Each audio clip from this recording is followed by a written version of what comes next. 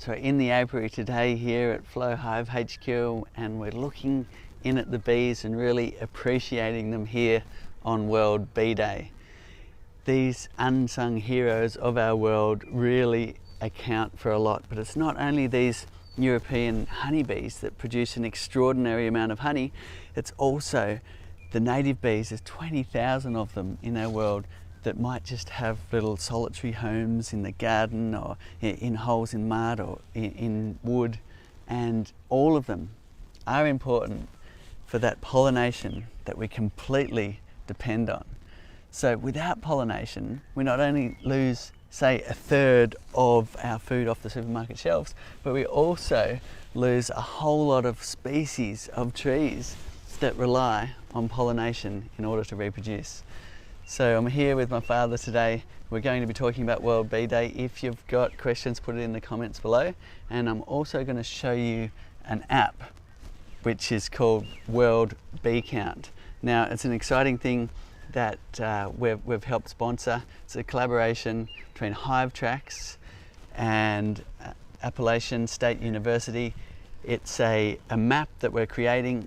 Everybody can get out in the garden using a simple app and take a photo of bees or pollinators, could be even be butterflies in your garden, press upload, and it will go to a big server.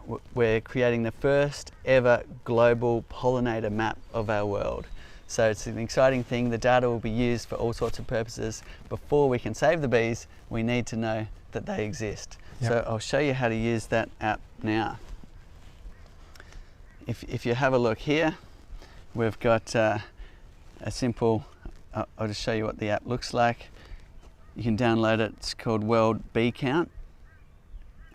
You click on it on your phone like that, and then it's pretty simple to use. All you need to do is find a bee. In this case, it's a wet, soggy morning. Most bees aren't foraging right now. However, we've got some in the window of our Flow Hive here.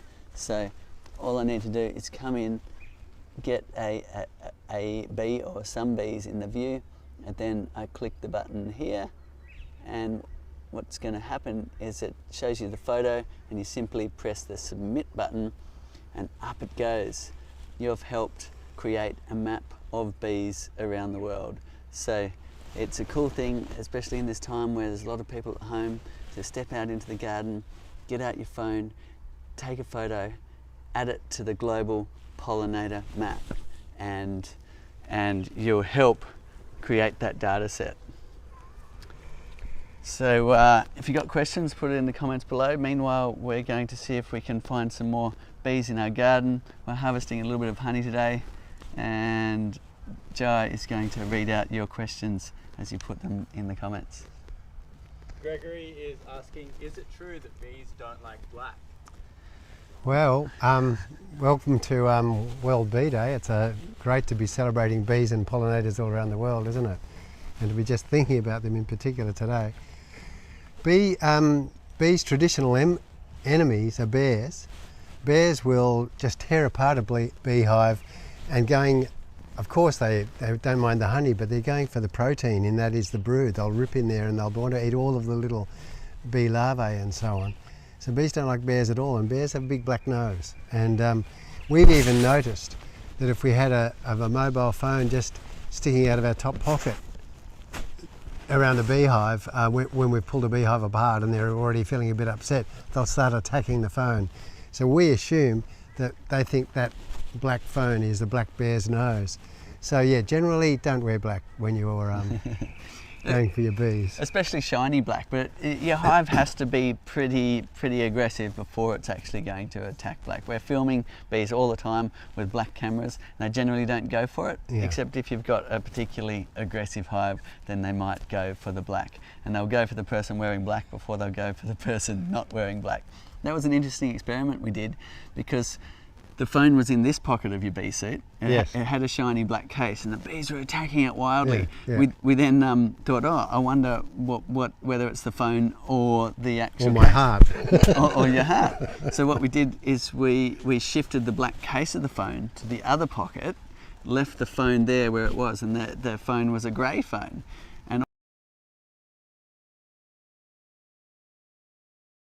case of the phone. It was quite an interesting experiment Yeah. of that black. Do bees go for black? So great question. Yeah, I mean, they can be sensitive to radio frequency emissions too, but they need to be generally stronger than what's on a phone. Malia says, here from Hawaii again. Name of app again, please. I missed it. World Bee Count. And you can go to beescount.org.org and that will show you all about it and take you there. Or you can search in the App Store for World Bee Count and that will also get you there. A fun thing to do, get out with your family, take a few snaps, don't be shy, you can take multiple and that will really help the global pollinator map. So for those that are just tuning in, World Bee Count is an initiative that we've helped bring to life and it's Hive Tracks along with Appalachian State University, yeah. And it's actually the World Bee Map is going to be launched by the UN, by their Department of Agriculture sector. So it's a pretty exciting thing, and we're hoping to get lots of people from all around the world contributing to that data set. Because yeah, you can imagine how exciting it is because we've got people all over the world taking pictures of bees. Now, of course, there'll be plenty of pictures of honeybees, but that'll give a bit of a sense of the spread of honeybees around the world, which you sort of know about because of course humans are husbanding honeybees, but there's the thousands and thousands of other pollinators. All the native bees in Australia, 1,700 of them there, and so I suspect that there's going to be some surprises as people take photographs of a pollinator they find in their yard and no one realises that that particular pollinator is in that area of the country, and that's all around the world. So it is fun. I've been doing it this morning, just wandering around the garden, and as Cedar said, it's a damp day, so there's not so many insects around, but still, you have to settle down and tune in to notice what little insects are around, and and then you notice the flowers, and then all sorts of other things come in, and yeah, it's fun. It brings you into the garden in a way that perhaps just sitting having a cup of tea doesn't. Vanessa asks, what flowers do honeybees like the most and which ones do they hate? And do they dislike certain colours? So generally, the rule of thumb is bees really go for purple flowers. Now it depends what species of bee, so I'd just get out there and plant flowers that you like to plant. Anything that's flowering is of interest mostly. There are flowers that don't have nectar and that bees don't have much interest in, and we call those flowers all show no flow. But generally all the things you plant are helpful, and some types of pollinators will get into those flowers because we're not only talking the European honeybee, but some of those 20,000 native bee species that we also rely on. Basil, they completely love. Tulsi basil, they really love. Around here you can watch the blue-banded bee or the teddy bear bee really going for the basil flowers, and even the fire-tailed resin bee. So there's all of these really interesting bees, and once it actually gets quite addictive to get in there and have a look at what's going on in your garden. Keep those questions coming. Bobby says, our bees vanished after 4 days. What may have happened? Built a tiny bit of comb, but bees are gone. Yeah, that can happen. So don't feel bad because bees too what's called abscond for a variety of reasons, and so you can only guess at why. It could have been that they were worried about a pest or a disease, or the hive just didn't smell good to them, or maybe one of their scouts found a better spot. You got ideas about other things that could have happened? Yeah, it's pretty unusual, especially once they've started to build comb. Certainly if they've got some brood comb, they won't leave it. But if you've just caught a swarm, they can get a bit flighty. Or perhaps you've put a package in a hive and it's a bunch of bees that are a bit disorientated. Perhaps the scouts had already gone out and found a new home. You put them in the box, they've started to build a bit of comb, but the scouts have already voted and decided on where they want to go. So the whole swarm takes off with the queen to find that new spot. Sometimes when catching a swarm, you have to re-catch them multiple times. it really depends on the genetics of the bees. Those ones get quite interesting where you're chasing them around the neighbourhood. They hop over the fence and land on the neighbour's tree. Then you've got to go and knock on the door, deliver a few jars of honey to say, hey, do you mind if I go and catch the swarm that's hopped the fence? But yeah, it can be fun and games sometimes, but once they're established and once they're laying eggs, then they're very unlikely to leave from your hive. So another reason they might leave, and I have seen it, is when there's what the beekeepers call a dearth, and that is no nectar around. The bees are getting really, really hungry, and some hives will rob out another hive if that first hive is a bit weak. And so I've seen beehives emptied out because the day before, you know, an aggressive hive has come and robbed the whole weak hive out, and the weak hive's just gone, and there's nothing left. Of course, the robbers have taken whatever honey was there. A good tip there, if you notice robbing, how you pick it up is the bees are trying to get in every little crack in your hive, and it's kind of erratic. They're around the back, they're trying to get in. Then that's a good time to close up the entrance. You can just put some garden mulch in it, close it up till it's basically one bee wide, and that'll give your hive a chance at defending against bees. It can happen, especially if you've accidentally left some honey out. It's a really good idea not to leave honey out, so make sure you pack up your jars and clean up your spills, because bees can get a taste for honey instead of flower nectar, and that will put them into a phase of looking for honey rather than nectar. And it's not a good idea, because bees will rob out weaker hives, and that way you can get pathogens spreading from one hive to the next.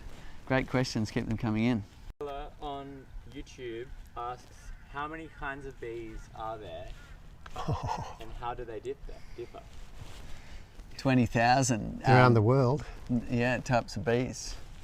Yeah, we haven't, well, I haven't personally counted all the different types. It's just, and apparently there's a way many more to discover, which is another exciting aspect of this World Bee Count. Is a few bees that no one's ever catalogued before might turn up.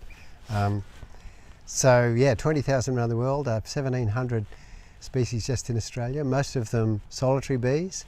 So they just live in, they'll lay an egg and nurture that egg in one little hole.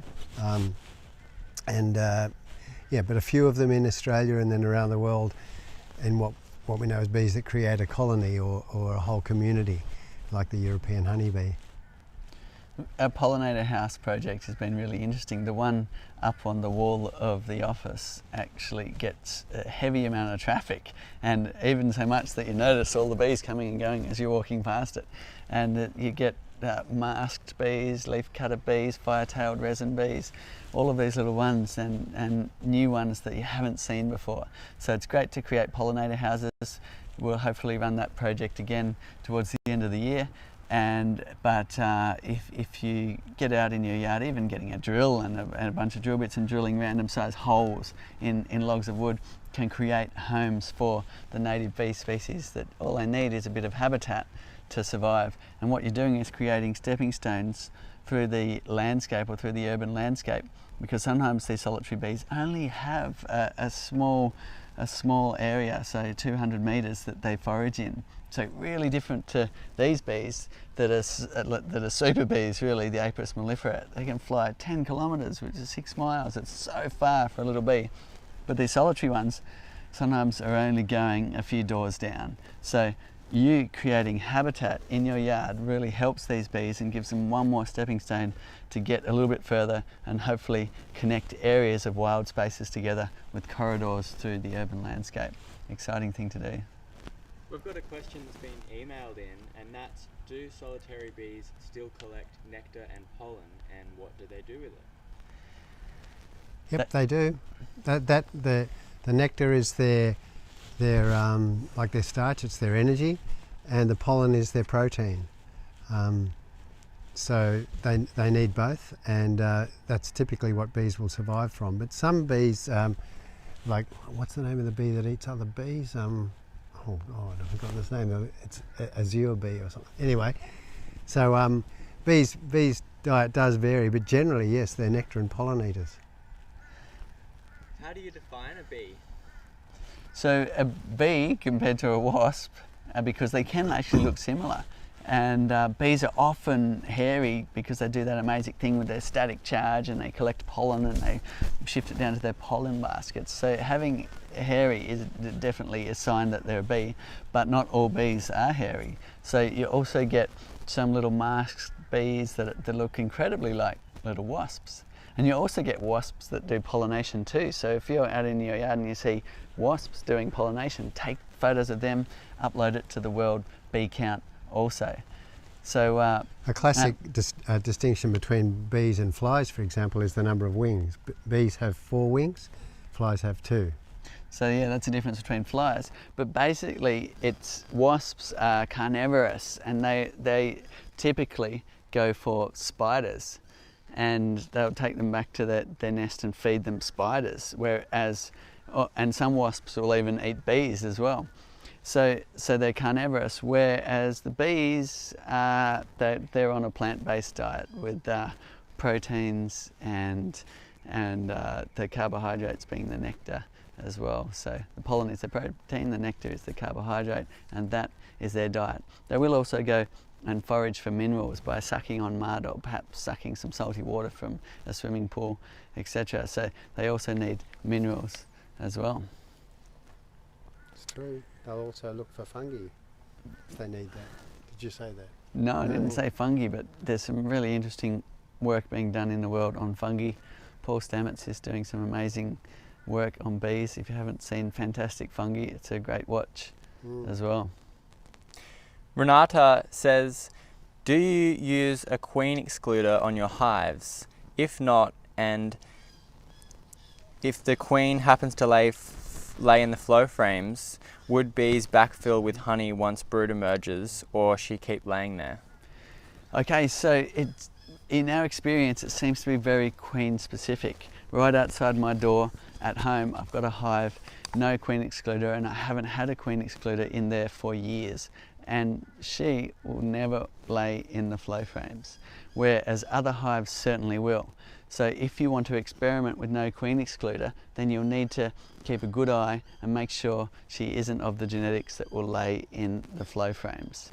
Now, if you're beginning, I would just recommend you using a queen excluder, because you don't want the queen getting up there laying eggs in your flow frames, because what that'll mean is when you harvest, the young larvae will come out into your honey jar. So if you're not using a queen excluder and that happens and you get a whole lot of little crescent moons in your jar, then what's happening is there's eggs being laid in your flow frames. You need to make sure the queen's down the bottom and put your excluder back in. For those that are new to beekeeping, the queen excluder is basically a grid. The queen is bigger, she can't get through. The worker bees can, because they're a bit smaller. So that way you don't get queen laying eggs in your honey box. I've actually witnessed a hive that was not laying in the flow frames, and I just happened to be there when they dragged the queen out of the entrance. And then a month later, sure enough, the new queen was laying in the flow frames. So that it really is queen specific, and I would recommend using an excluder.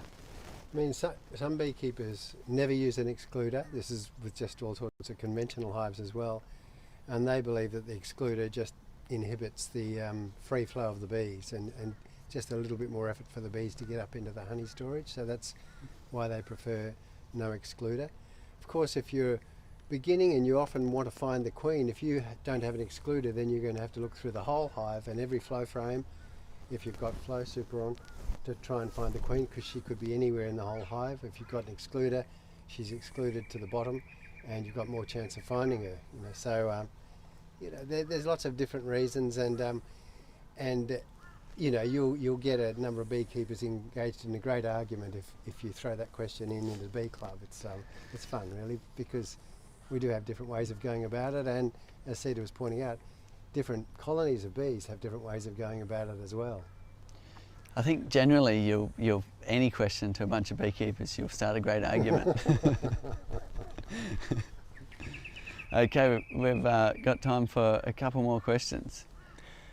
Lance Hooker says, Says, can you stack a conventional brood box on top of your flow hive brood box and then a flow super on top of that? Can I get the right? Conventional brood box on top of your ordinary Can one? you stack a conventional brood box on top of your flow hive brood box and then a flow super on top of that? Definitely. Yes, you can, and lots of people do that. They mix it up. They might even have a second brood box, or perhaps even a little shallow box just for collecting honeycomb above or below the super. So you can experiment. The hive doesn't have to look like this. We do recommend people start like this in this format till the bees are really working the flow frames, because if you start stacking multiple boxes on, it'll just be a long time before the bees build up enough to then start working the flow frames. Nice to get them going first and then add the extra boxes when you can really see lots of bees in the windows of the hive. One reason you might do an extra brood box is because you want to really build the brood up to a very large size, because you know you're going to have a very big honey flow. That happens particularly in the northern latitudes, North America and Canada, where they get a huge honey flow for a very short time, and so they might build up their brood in anticipation of that honey flow, so that when it's on, they've got a maximum number of forager bees to just head out and bring in what is enormous amounts of honey in a very short time. And to do that, they also need at least 2 or 3 supers, and I've seen friends of ours using 5 flow supers on top of a brood box just to cope with the flow, and all of those 5 supers filling up within a week. It's incredible what bees can do. It really is. And you hear of stories from Canada where they've filled a whole box in a single day, and that is just mind-blowing to me. We don't see that here. We don't have flowers dripping to the ground with nectar, but when you get a really cold area, then the season gets compressed into a very short amount of time. So it means all of the species that need to flower flowering at once, and that's when a hive can really bring in a tremendous amount of nectar. Okay, another question. Turtle Invader from YouTube asks, will the bees accept a foreign queen? Now, there's humans have worked out how to do that, and the way they do it is with a time delay. So that's generally the way it's done. So if your hive doesn't have a queen, or perhaps you're replacing the queen, you've taken the old queen away, then the new queen you can buy in the mail, and it comes in a little cage. The queen bee can't feed itself, so it comes with escort bees, perhaps 5 or so bees in a little cage and a block of candy. And those escort bees will chew away at the candy and feed the queen as she's in transit. Now, what happens is you go, and if you've removed the old queen, then you wait about a day so that the hives realise they don't have a queen. Then you go and then you insert the new queen in a little cage, and by the time that candy block is chewed away, which might be a day or 2 later, then the queen is released into the hive. Meanwhile, the hive has gotten used to the new smell, the new pheromone of the new queen. So that's generally how requeening is done, although there is other methods as well. Vanessa has a really awesome question, and that is, can bees recognize the person that is always tending to the hive? Apparently they can recognise your face. I'm sure they can recognise your smell. And I've talked to many beekeepers who are absolutely sure that their bees know them. These are commercial beekeepers and so on, and they have that sense when they walk into their yards and their bees know them, they know their bees. And so it's there can be that intrinsic sort of knowing on the behalf of a beekeeper, but there's also research showing bees can recognise faces, which is absolutely extraordinary. There's that great film, isn't there, where there's the beekeeper with his wiry beard, like stroking his bees. He's got a frame out covered in bees and he's stroking the bees with his wiry beard, going, "They love it." It's fantastic. So certainly beekeepers really get in tune with their bees. Bees have about 1 million neurons, as opposed to us that have billions of neurons. But somehow they're able to remember faces, and in my experience, they're able to remember intricate directions of where to go to get their honey, and also to be able to come back to the hive in the dark in 50,000 bees and tell a story to the rest of the bees by way of dancing exactly where to go. So I find them completely incredible, completely fascinating, and it's certainly World Bee Day today, and a time to celebrate these amazing little insects which do an extraordinary amount of pollinating. In fact, the European honeybee, a hive like this can pollinate 50 million flowers a day. And just take that in for a moment.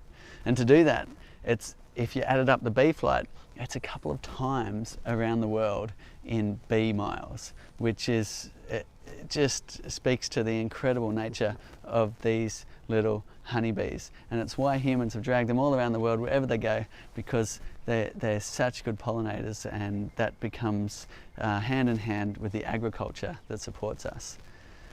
Time for one more question. Melissa Tonelli is just about to add her first top box, and she wants to know if you guys have any tips.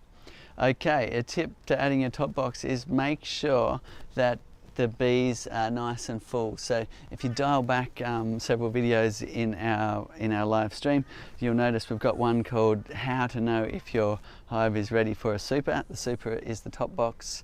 But basically you just want to make sure all of your frames are built out. So in the bottom box here we just have wooden frames. The bees hang their wax naturally, or perhaps you put foundation in. But you want the bees to have drawn out and started to use all of those frames in the bottom box. Lots of bees when you open the lid before you put the top box on. That way you've got enough bees to really work the whole area, and that's important because having enough bees in your hive to really get over all the surfaces means they can manage pests like the hive beetle and things like that. Also, the hive stays a bit warmer if you haven't got lots of empty space. So it'll just give your bees a helping hand. If you put it on early in a warm climate, it doesn't matter too much. If you put it on early in a cold climate, you might be disadvantaging your bees a little bit, because it's a little bit harder to keep the brood warm. But the other part of this is the flow frames themselves. Some colonies don't take to the flow frames readily. Others just go up there straight away and start building. So just to encourage them along, if you've got some beeswax and can either just rub the soft wax on the surface of the comb or melt it and brush it on with a brush, it gives the bees engage with. They know what beeswax is about, and they'll start moving it about the hive, and that'll get them interacting with the frames. It's just one way to get them familiar with the flow frames if they're that sort of colony. Having said that, I never do that, and the bees always go up there and start working the frames. Yeah. But because he just tells them to, and they just do what he says. Yeah, pretty much. Obedient bees. But a simple technique is, when you've opened the lid, if your hive is ready for a super, they've probably started building some comb on top of the frames. So if you get your hive tool, scrape a bit of that off, you can just mash it into the flow frame surface. Again, I almost never do that unless I'm doing a demonstration for people who are trying to speed up the process. If you put that blob of wax and often a little bit of honey in the side window, you can watch them redistribute in that area. And it's quite fascinating to watch them distribute that wax. They'll quickly get in there, start waxing up the cells and joining all the parts together. And that can be a way to speed up the process if you're getting a bit impatient.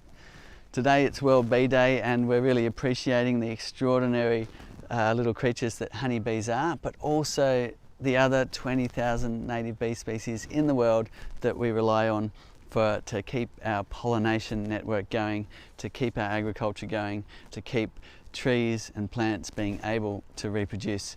So there's an app you can download. It's called World Bee Count. If you go to beescount.org, you can see it there, or if you type in World Bee Count into your app store, and I'll just give you another demonstration of how to use that app. Basically, once you've downloaded the app, you open it up like this, just by clicking on the icon, and then up comes a screen like this. Now, you then go and find a photo of a bee. If you're on a warm sunny day, you'll hopefully find them in the garden, and it's a case of just getting one in the shot and clicking the circle here. That'll take a photo, and then you can submit it. We'll do another one here now because we've got bees in the window. So all I'm going to do is press this shutter button here like this, and there you go. We've taken a photo of the bee. We can then press the submit button, and what you've done is you've helped create a global pollinator map. So the global pollinator map is it's an initiative by Hive Tracks as well as has the university.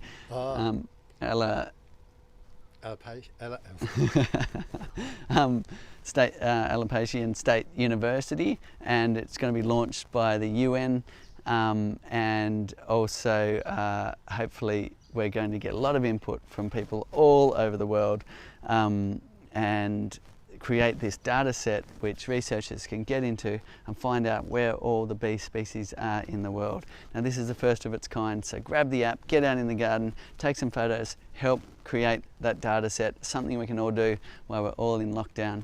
Thanks for watching. If you've got any more questions, put them in the comments below and we'll keep answering those in text. Otherwise, see you again, same time next week. And yay,